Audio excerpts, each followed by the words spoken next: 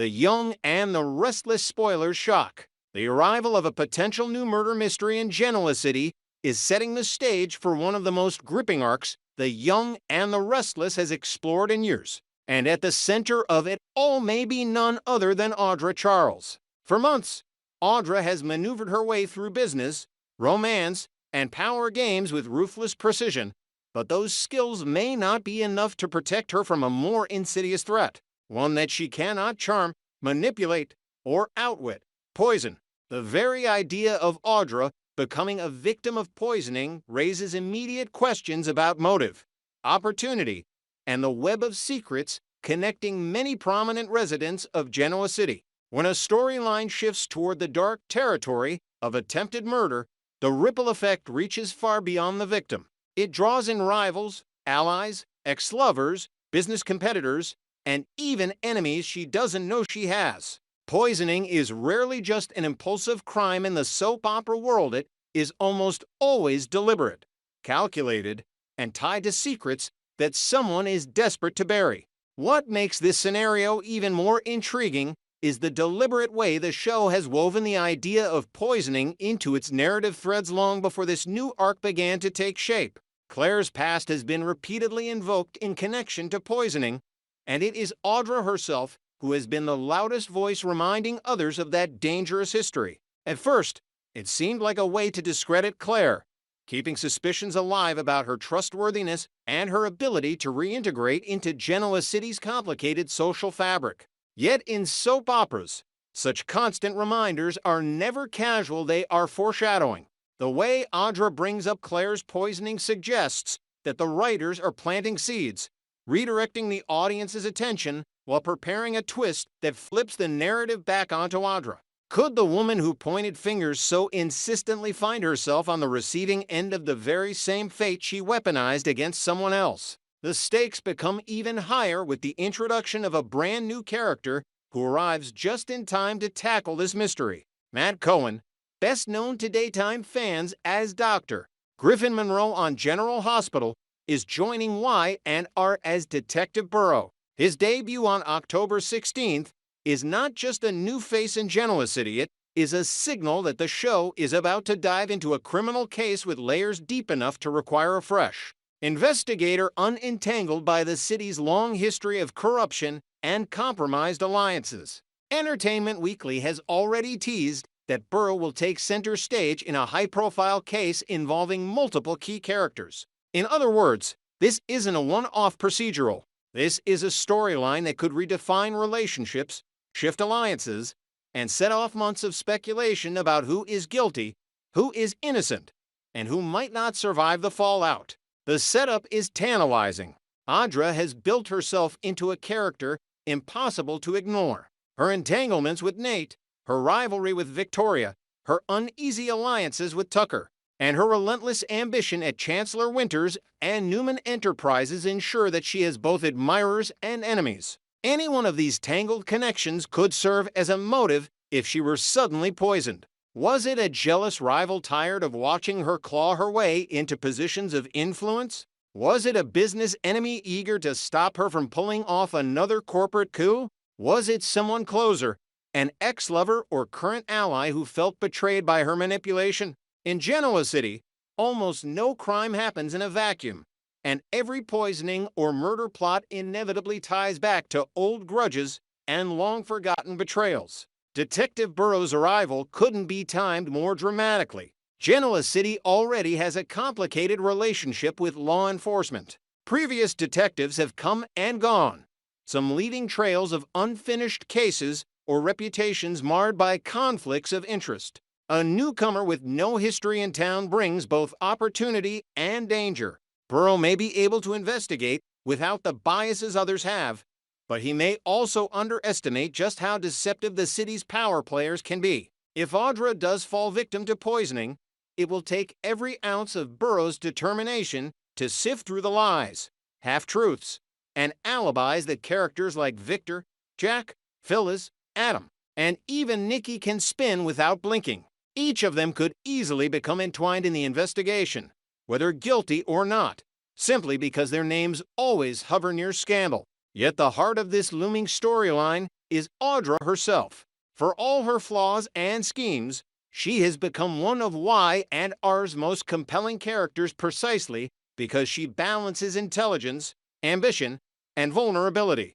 The possibility of her being poisoned shifts her from predator to prey, forcing the audience to see her in a new light. Viewers will inevitably wonder how she reacts when she realizes she is not in control, when her sharp tongue and cunning strategies cannot save her from a toxin silently coursing through her veins. That moment, when a character who thrives on dominance is suddenly powerless, is the kind of raw drama soap operas thrive on. The poisoning itself could play out in numerous ways, each designed to maximize suspense. Perhaps it begins subtly, with Audra experiencing unexplained fatigue, fainting spells, or mysterious pains. Those around her might dismiss her complaints as stress, manipulation, or even hypochondria until the truth becomes undeniable. Maybe the poisoning happens in the middle of a glittering gala, a business deal, or a private moment within a light-turned enemy, where the audience sees her collapse and the camera lingers on shocked faces. The show could even keep the mystery simmering, revealing in time that the poisoning began long before anyone realized it, leaving Detective Burrow with the daunting task of piecing together who had access to her food, her drink, her office, and her home. As the investigation unfolds, Genoa City could find itself splintering along familiar and unexpected lines.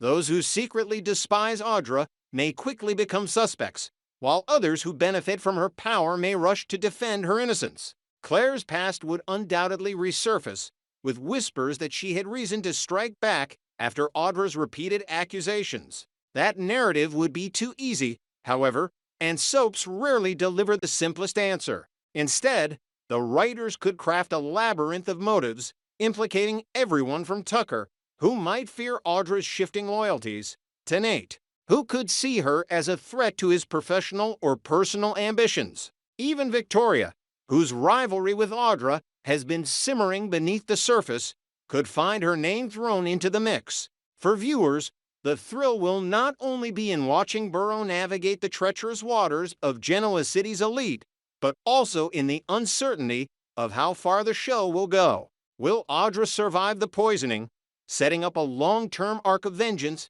as she seeks to uncover who targeted her? Or will the writers deliver the ultimate shock by making her the victim of a fatal plot, sending shockwaves through every corner of the canvas?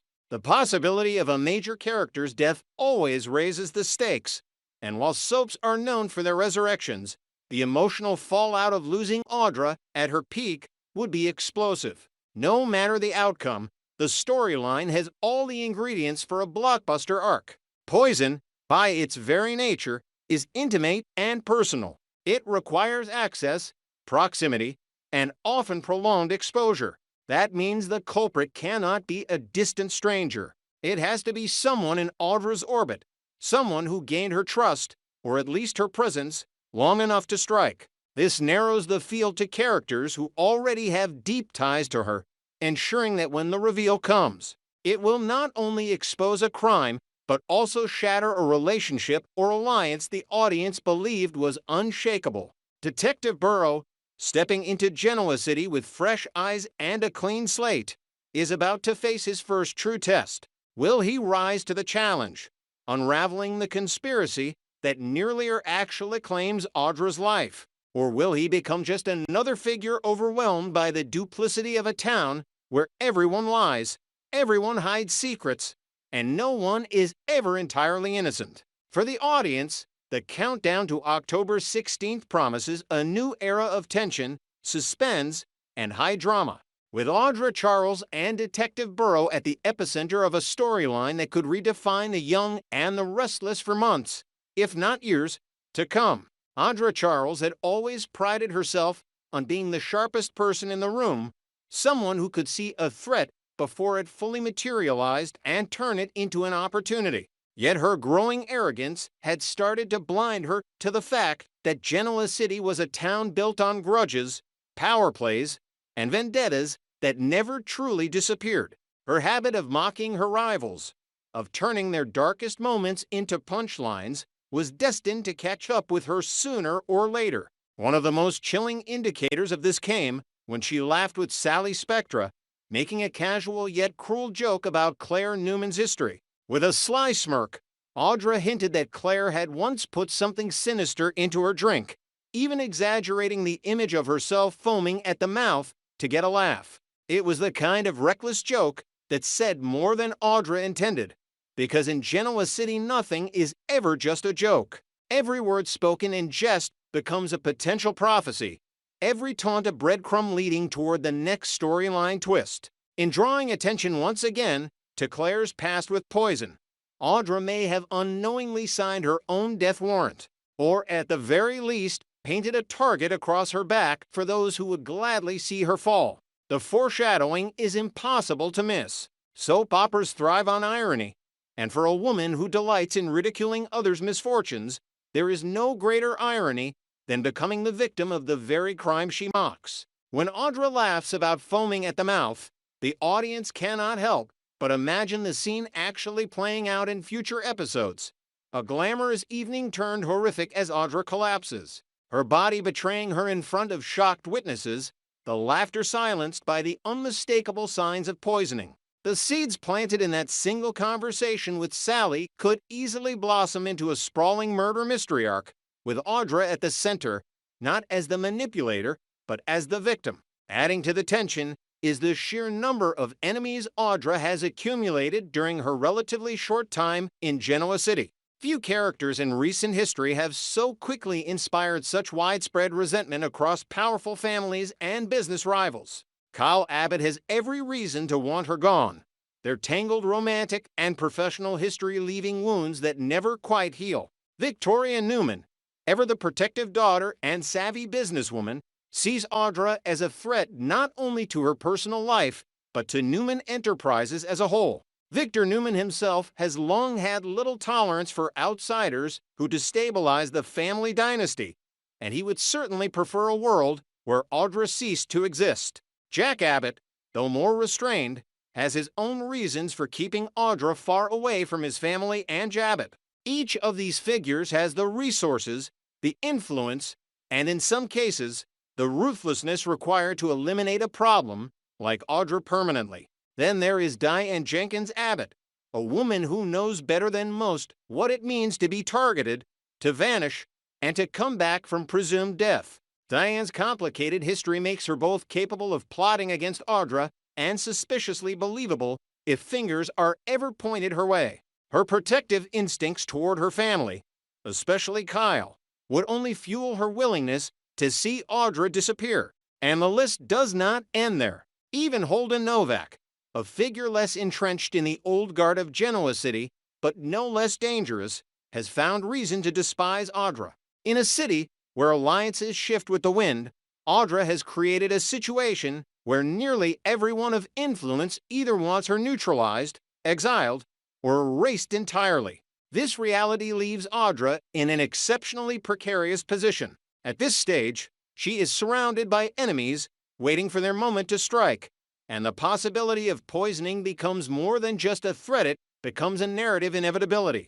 The tension in the storytelling lies in the uncertainty of who will act first and what the consequences will be. Will Audra simply become ill, a dramatic emergency that lands her in Memorial Hospital where the doctors scramble to save her life? Or will the poisoning escalate into a near-death or even fatal scenario, launching a murder investigation that ripples across every major family in Genoa City? The outcome may vary, but what is certain is that Audra is walking on a razor's edge, and one wrong move could push her into catastrophe. CBS teasers suggest that an emergency is looming on Y&R, one that could bring paramedics rushing and land a prominent character in critical condition at the hospital. All signs point to Audra being that character. Imagine the scene: a glamorous party, a tense boardroom meeting, or an intimate dinner with one of her so-called allies. She raises a glass,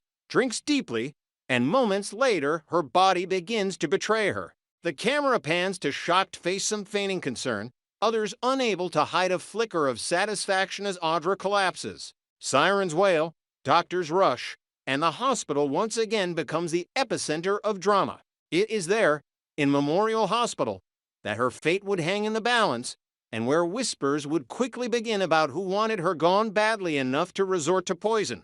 The investigation would naturally fall to the newly introduced Detective Burrow, whose arrival has already been positioned as the beginning of a major crime storyline. Burrow would immediately face the daunting task of sorting through a city where everyone has a motive and no one tells the whole truth. Claire Newman would inevitably be at the top of his suspect list. Her past with toxins and the repeated accusations hurled her way by Audra make her the most obvious culprit. Even Audra's own joke to Sally would serve as incriminating foreshadowing in the eyes of those eager to condemn Claire. Yet to make Claire the culprit would be too neat, too predictable, and soaps thrive on misdirection. Burrow's challenge would be to dig deeper, to look past the easy suspects and uncover the hidden alliances and betrayals that truly drive Genoa City's crimes. What makes this potential poisoning storyline so powerful is not just the suspense of who did it, but the fallout that follows. If Audra survives, she may finally have to face the vulnerability she has always denied, transforming her from untouchable schemer to a woman haunted by the knowledge that someone close to her tried to end her life. Such a storyline could create new arcs of vengeance, paranoia, and shifting loyalties, with Audra seeking retribution in ways that shock even those who thought they knew her best. If she does not survive, the impact would be seismic. Her death would fracture alliances, expose hidden motives, and possibly even lead to new power vacuums at Newman Enterprises, Javits, and Chancellor Winters. In either case,